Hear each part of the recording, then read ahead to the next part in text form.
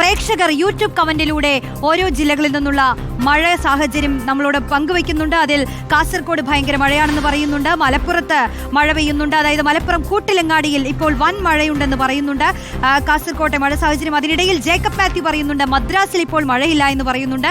UAE-യിലാണെങ്കിൽ കനത്ത ചൂടാണെന്ന് പറയുന്നുണ്ട്. തീർച്ചയായും നിങ്ങൾക്കൂടി ഇത്തരം സാഹചര്യങ്ങൾ, കാലാവസ്ഥ സാഹചര്യങ്ങൾ അപ്പോൾ പല ജില്ലകളിൽ നിന്നായി പ്രേക്ഷകർ നമുക്കൊപ്പം ചേരുകയാണ്. തിരുവനന്തപുരത്തെ മുഴുവൻ സാഹചര്യവും നമുക്കൊന്ന് നോക്കാം. തിരുവനന്തപുരം ജില്ലയിൽ ഇന്ന് ഓറഞ്ച് അലേർട്ടാണ് കേന്ദ്ര കാലാവസ്ഥാ വകുപ്പ് പ്രഖ്യാപിച്ചിരിക്കുന്നത്. ജില്ലയിൽ ദുരിതാശ്വാസ ക്യാമ്പുകൾ തുറന്നിട്ടുണ്ട്. കാലവർഷം ആരംഭിച്ച കഴിഞ്ഞ ദിവസം ശക്തമായ മഴയിൽ മലയോര ഗ്രാമങ്ങളിൽ കൃഷിനാശവും മരങ്ങൾ കടപുഴകി നാശനഷ്ടങ്ങളും ഉണ്ടായിരുന്നു. അതേസമയം ജില്ലയിൽ ഇന്ന് ശക്തമായ കാറ്റിനും ഉയർന്ന തിരമാലയ്ക്കും സാധ്യതയുണ്ട്. മുന്നറിയിപ്പുകളും നൽകിയിട്ടുണ്ട്. അരുൺ സോളമൻ ചേരുന്നുണ്ട് അവിടെ നിന്നും. അരുൺ, തിരുവനന്തപുരത്തെ മൊത്തം സാഹചര്യം എടുത്താൽ എങ്ങനെയൊക്കെയാണ് ഈ കാറ്റിനൊക്കെയുള്ള സാധ്യത? കഴിഞ്ഞ ദിവസം തന്നെ നല്ല കാറ്റായിരുന്നു, മഴയ്ക്കൊപ്പം തന്നെ കാറ്റും കൂടി ആയപ്പോൾ ഈ നാശനഷ്ടങ്ങൾ കൂടുമോ എന്നൊരു ആശങ്ക നമുക്ക് ഇപ്പോഴും ഉണ്ട്. അപ്പോൾ കാറ്റിനെ സംബന്ധിച്ചൊക്കെ ഉള്ള ഒരു സാഹചര്യം എന്താണ്? ജില്ല മൊത്തത്തിൽ എങ്ങനെയാണ്?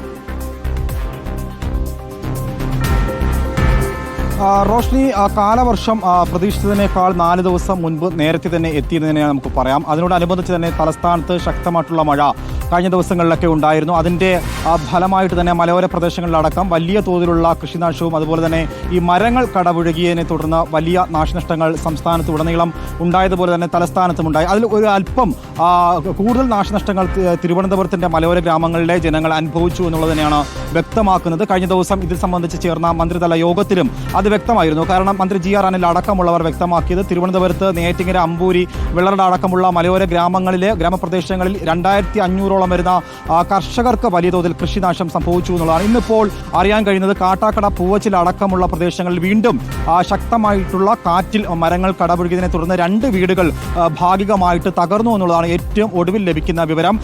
ഇന്ന് ഇപ്പോൾ ജില്ലയിൽ ഓറഞ്ച് അലർട്ടാണ് നേരത്തെ പ്രഖ്യാപിച്ചതെങ്കിലും 1 മണിക്ക് വന്നിട്ടുള്ള കാലാവസ്ഥാ ഗവേഷണ കേന്ദ്രത്തിൽ നിന്നിട്ടുള്ള നിർദ്ദേശത്തിൽ ഇപ്പോൾ റെഡ് അലർട്ട് തിരുവനന്തപുരത്ത് പ്രഖ്യാപിച്ചിരിക്കുകയാണ്. 1 മണി മുതൽ 4 മണി വരെ, അതായത് 3 മണിക്കൂറാണ് നിലവിൽ തിരുവനന്തപുരത്ത് റെഡ് അലർട്ട് ഉള്ളത്. ഇന്ന് ഇപ്പോൾ 40 മുതൽ 60 കിലോമീറ്റർ വരെ വേഗതയിൽ കാറ്റ് വീശാനായിട്ടുള്ള ഒരു സാഹചര്യം കൂടിയുണ്ട്. അതുകൊണ്ട് തന്നെ തലസ്ഥാനത്ത് വീണ്ടും മരങ്ങൾ കടപുഴകാനും ചില്ലകൾ ഒടിഞ്ഞു വീണ് വൈദ്യുതി കമ്പികൾ തകർന്നു വീണുള്ള നാശനഷ്ടങ്ങൾ അനുഭവിക്കാനും അതുപോലെ തന്നെ കറണ്ട് ഇല്ലാതാകാനുള്ള ഒരു സാഹചര്യം വരുന്ന മണിക്കൂറുകൾ ഉണ്ടാകാനായിട്ടുള്ള ഒരു ഉണ്ട് എന്നുള്ള ഒരു മുന്നറിയിപ്പാണ് നിലവിൽ നൽകിയിരിക്കുന്നത്. അതിൽ ഉപരിയായിട്ട് ഈ ഓറഞ്ച് അലർട്ട് ഒരു ആശ്വാസകരമല്ല. കാരണം അതിശക്തമായിട്ടുള്ള മഴയാണ്, അതായത് 204 മില്ലിമീറ്റർ മഴ വരെ ഈ തലസ്ഥാനത്ത് ലഭിക്കാനായിട്ടുള്ള സാഹചര്യം മുന്നിലുണ്ട്. മറ്റൊന്ന് കടൽക്ഷോഭമാണ്.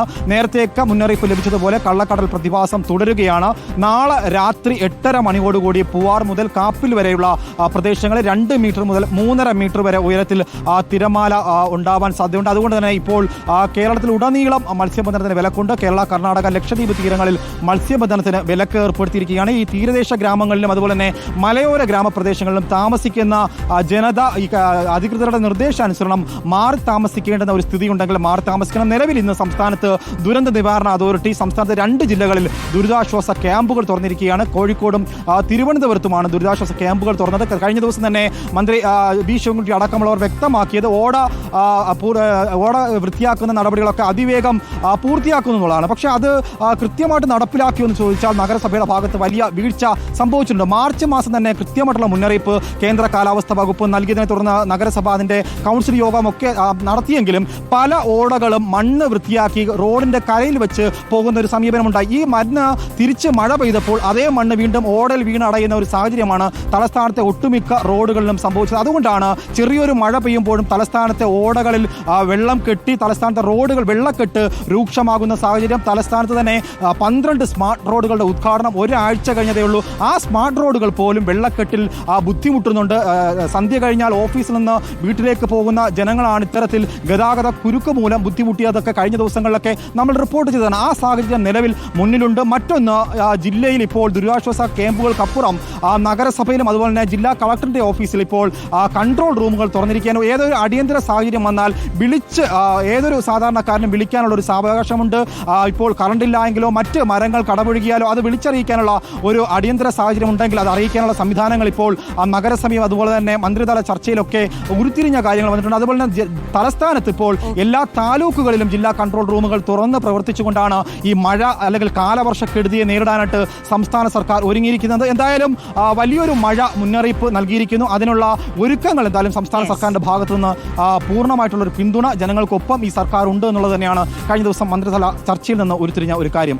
ശരി, അരുൺ സോളമനാണ് തിരുവനന്തപുരത്തെ സാഹചര്യം വിശദീകരിച്ചത്. എന്തായാലും മുന്നൊരുക്കങ്ങളെല്ലാം പൂർത്തിയാകുന്നു എന്നറിയുമ്പോൾ തന്നെ ആശ്വാസമാണ്.